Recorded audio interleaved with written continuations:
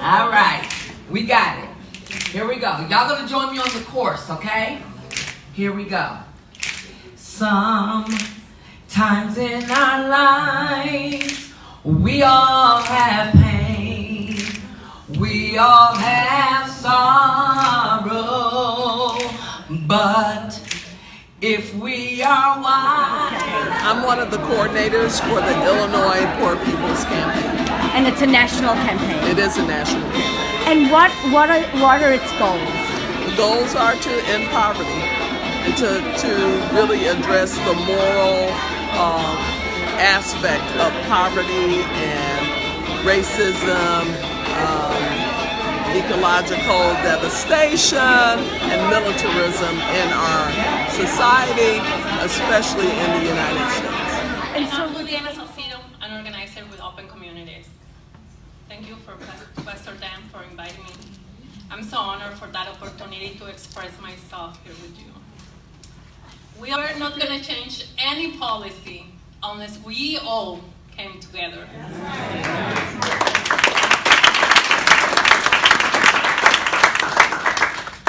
We need to organize intentionally. That's what Reverend Barberin's been saying and telling us. We need to build intentional relations across communities. The Native American, the Black, the LGBTQ, the brown, the immigrant. We need to embrace our differences and recognize that our differences are going to make us stronger.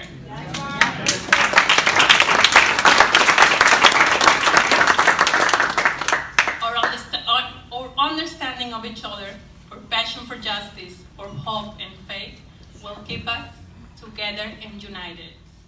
Dr. Martin Luther King Jr. said, "We may have all come on different ships, but we are in the same boat now."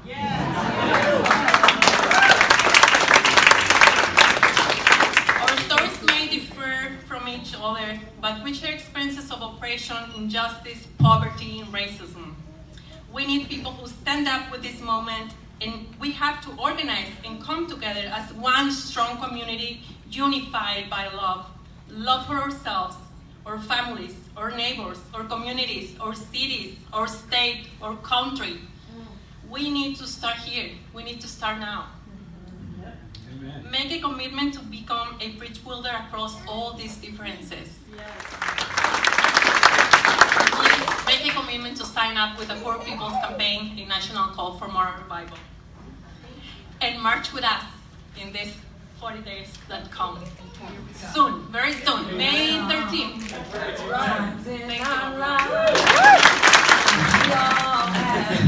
I'm from OPAL, which is the Organization for Positive Action and Leadership.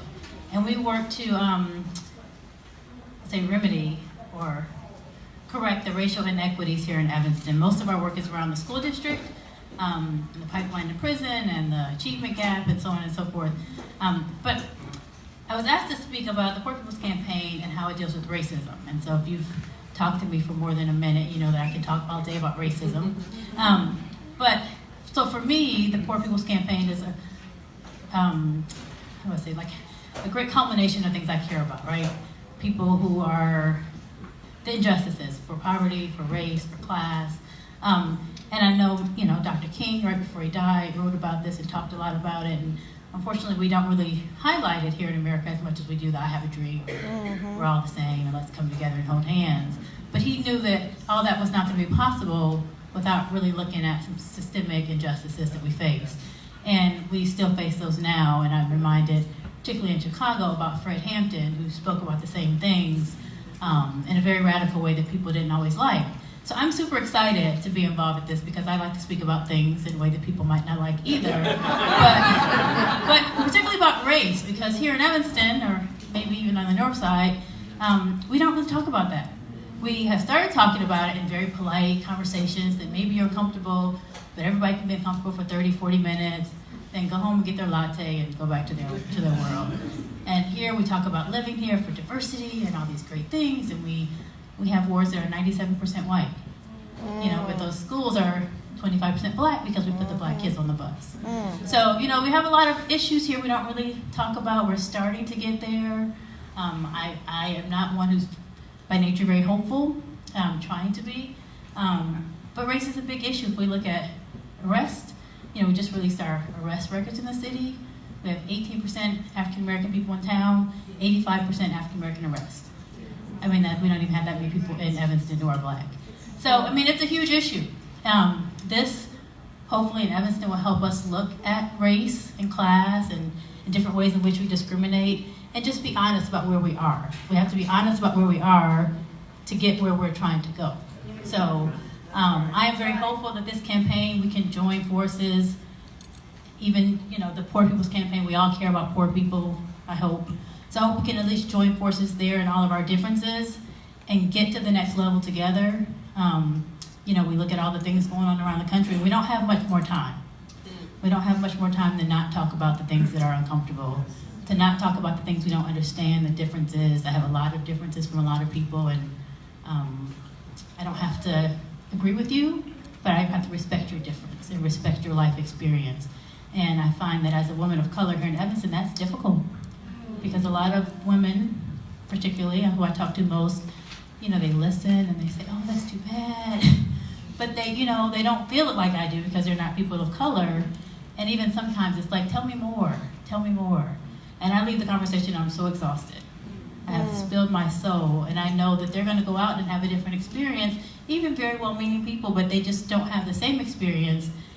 And it's hard, it becomes so exhausting. So my personal quest here is that I can work with the campaign to move the agenda of injustice here in Evanston, down in Springfield, but that also I can just help us to get past the point of this fallacy that we have about ourselves. And we can all kind of take some personal inventory, even people of color, of where we are different and how that's great for our city, but where we need to go.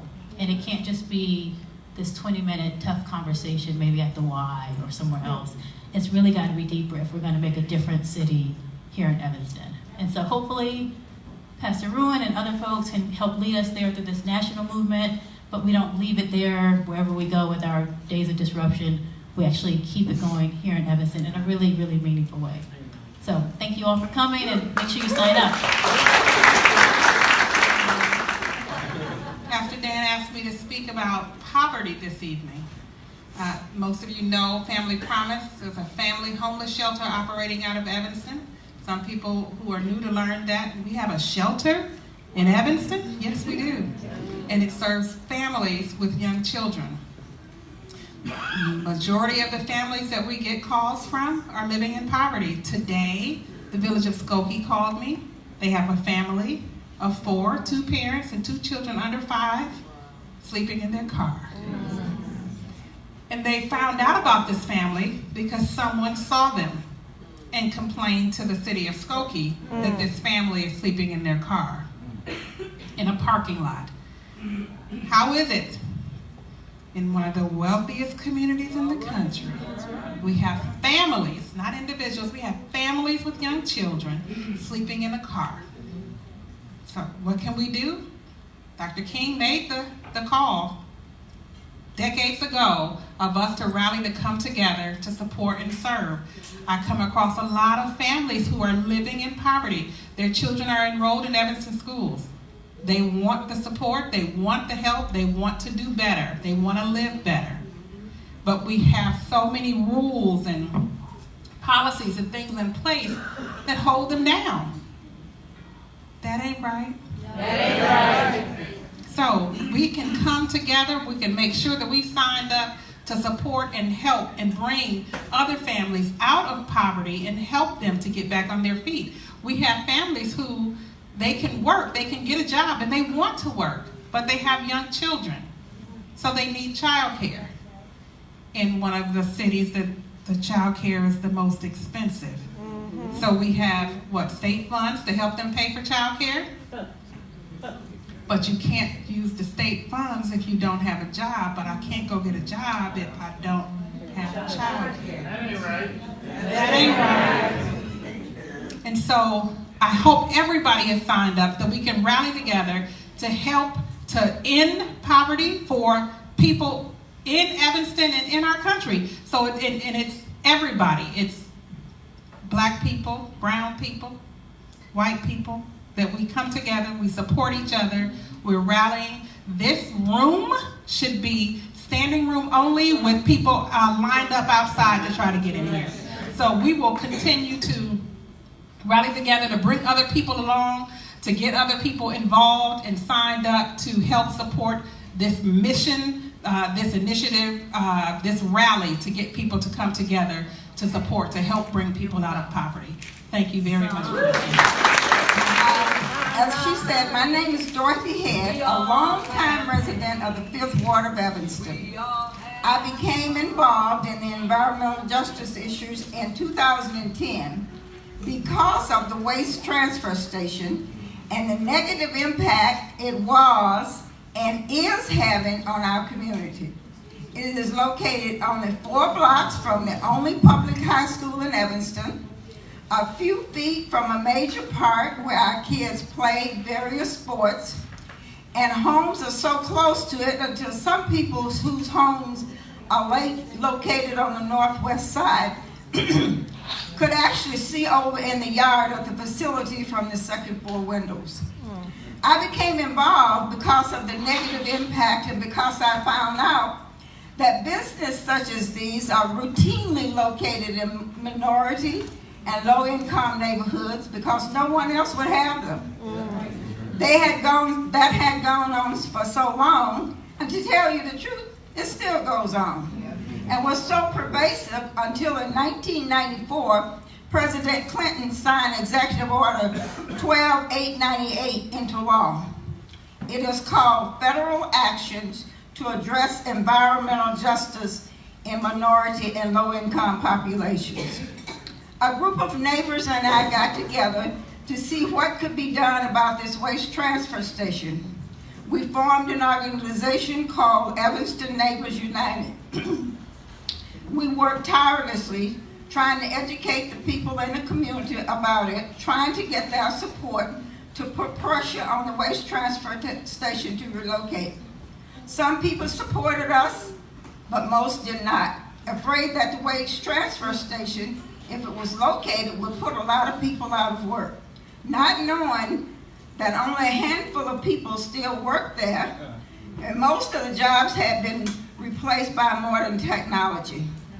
We had to change our focus, so we changed our name to Social Justice, then later to Environmental Justice Evanston.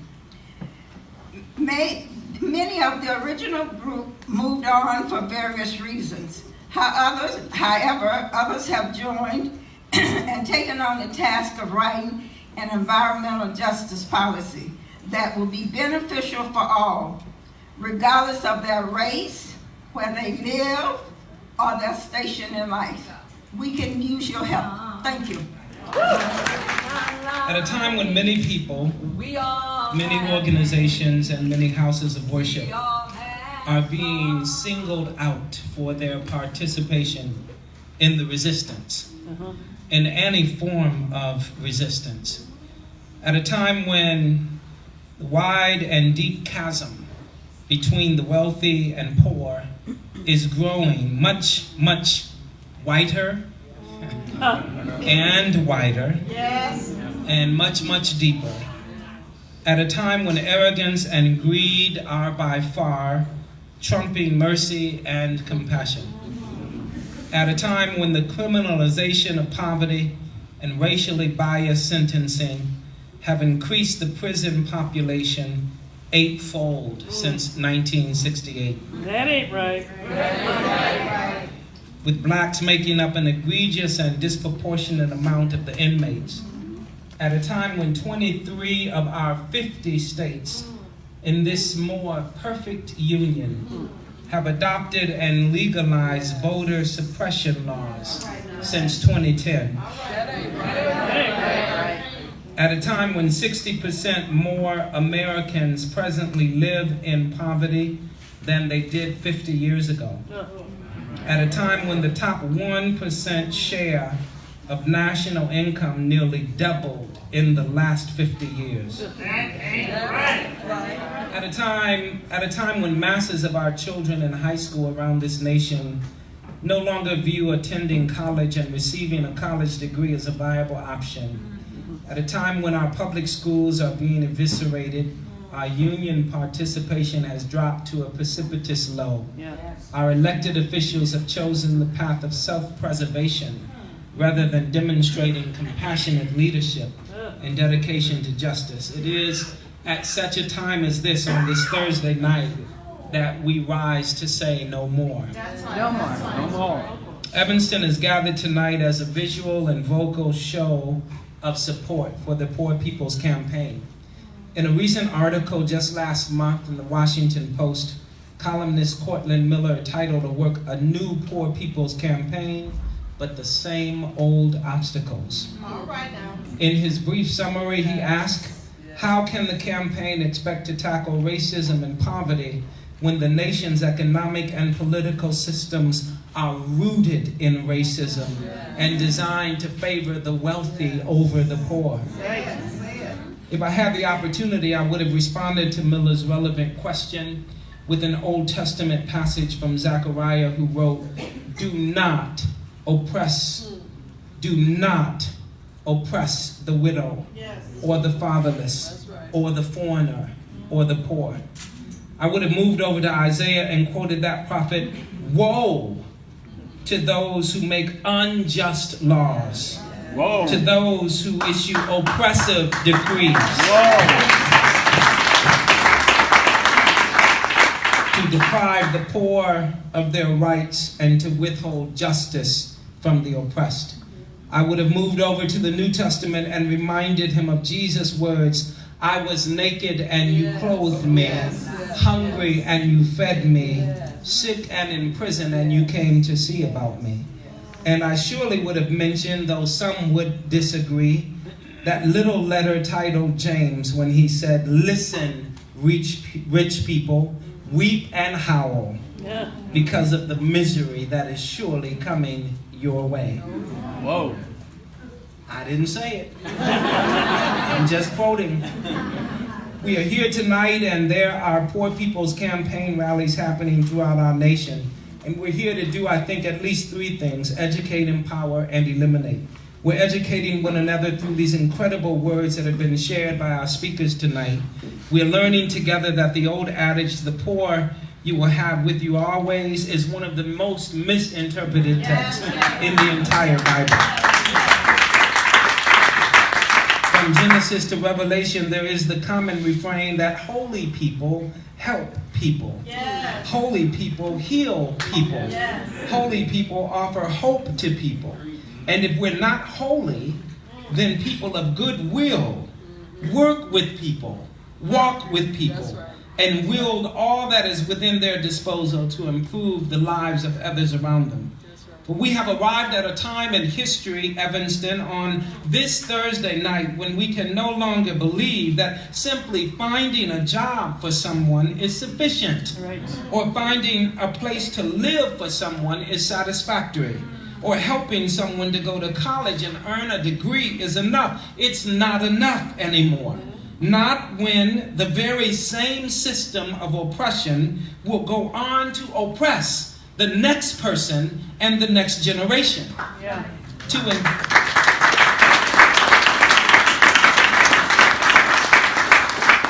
To engage in this Poor People's Campaign is not one of those, I did my part, now I can pat myself on the back, go home, turn on my 9 o'clock television show, and ease my guilty conscience into anonymity with a nice glass of Cabernet. It's not that kind of party. This is not one of those I'll write a check moments. This is a request for you to lend to us not only your ears, but your heart and your mind and your time and your service and your talent. And if we're going to make a liar out of Miller and to say that there is no way that this is exactly the same, It's not going to happen in Springfield. It's not going to happen in Washington, D.C. For that matter, it's not going to happen in Geneva, the international headquarters of the United Nations. But it's going to happen in a very small place like Evanston, where a few people decided on one Thursday night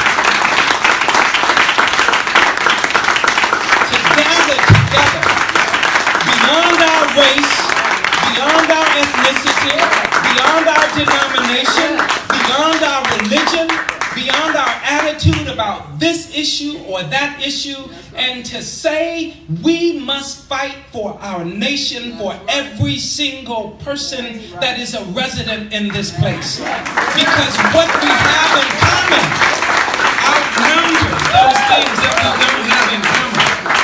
My brother and my sister are not just Christians, but they are Jews and Muslims and people with no religion.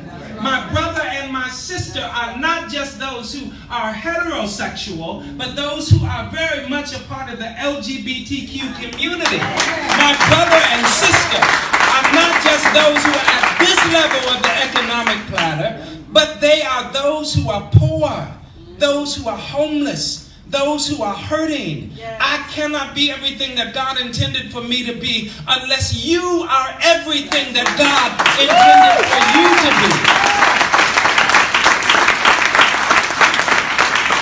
With that in mind, when the last song is given and when the benediction is over, I encourage you, when you go home, make sure that when you get home, you will be a different person. That's right.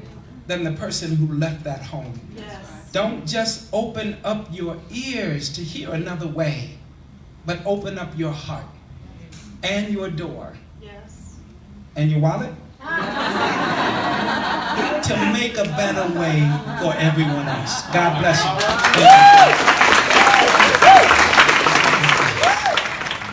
This is a prayer for the ones who lose their homes to predators, who lose their pensions and health care while the wealthy grow wealthy. This is a prayer for the ones who stand on street corners, who live in tent encampments next to luxury condos that soar into the sky. This is a prayer for the immigrants who fear every knock on the door, every cop that pulls them over, every job application they are handed, yet never give up on the dream of a better future for themselves and their families. Pavement. Let us live to see new life spreading through abandoned streets and neighborhoods and cities and nations. Yes, let it be so, and let us say, Amen. I am extremely happy about this turnout. The reason being is that Pastor Dan has worked with a team of people that came together in small numbers, and every time he brings people together for a rally or a meeting, the numbers get bigger. It continues to grow. So yes, I'm incredibly happy. And tell me your role. I work on it from a personal as well as a part of this campaign. My son and only child was murdered, so I'll be doing this until I join him. We have got to stop gun violence, whether it be initiated through police brutality, and as in the case with the young boy that got killed in San Antonio this week, or crimes that we do, our kids might commit on one another, and a lot of that leads back to poverty. Why are you working on this campaign? I am thrilled to be able to say that I stand on the shoulders of the people that came before us, and that I'm sorry to say that we continue to have to deal with the issues that they did, the generations before us, but I am grateful for all their hard work. And to me, this just is an opportunity to bring forward all their good work and to remind people that amazing things can happen when we join together, especially together with people who are affected by policies that are so long-standing that a lot of people find a way to ignore them. So this is a way to raise awareness, to join together, to put our bodies out there with all the different forms of direct action that will happen starting in mid-May through the end of June. And I can't think of a better way than to have the bookends of Mother's Day and the summer solstice to be the critical time where we're going to launch a movement that will be a multi-year movement to really address these systemic evils in our society, because that's the only way we'll be able to. My name is Celina Varela, and I work at Reba Place Church with children and youth. I just recently joined the leadership team for the North Poor People's Campaign in Evanston and North.